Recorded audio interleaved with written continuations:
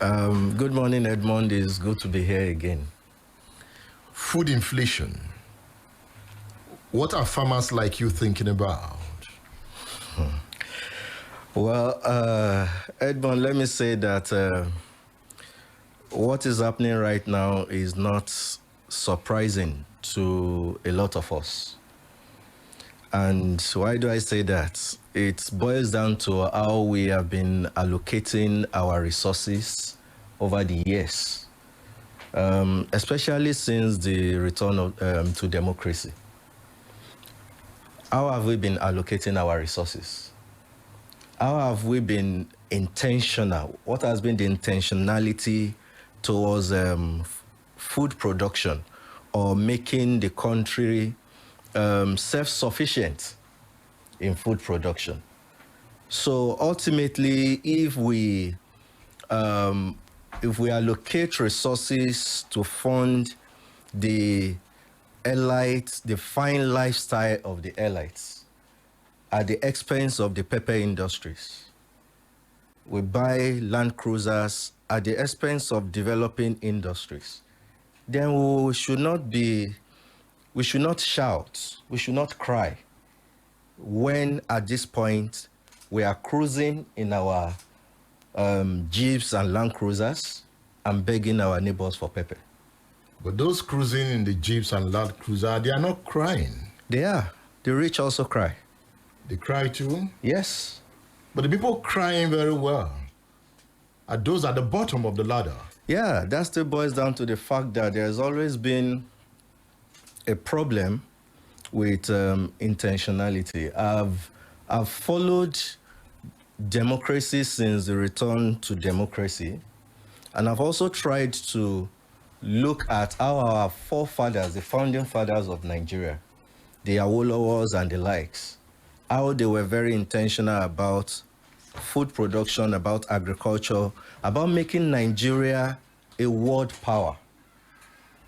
But then, at some point, there was a disconnect. And because of that disconnect, even the people at the base of the pyramid, they ought to have shouted, raised their voices to say, oh, you are representing us. They also kept quiet and are complicit in how the elites or the people that hold the power have been running the affairs of the nation. So today, it's like you being fed or being given a dose of your own medicine. It's not easy at the base of the pyramid, very much, but then the people at the base of the pyramid are not the ones that will make the policies or implement the policies. The people who drive the $200,000 SUVs are the ones that will make these policies, and it is very difficult to feel the pain of the masses when you are driving in $200,000 SUV. Pelumi Aribisala is an agribusiness entrepreneur, a nutritious food advocate, and ambassador and development specialist. Pelumi Aribisala is the executive chairman of Cattle Foods Limited, a company he co-founded in 2014. He's also the executive director of Ogumad Farms and Farmers Academy Limited. And there, he's instrumental to the development of the agribusiness curriculum on maize and catfish. You are into farming. Is it that there is no food? Or there is food, but the food is not affordable? Well, I think it's a two-edged sword. To a very good extent, there is no food.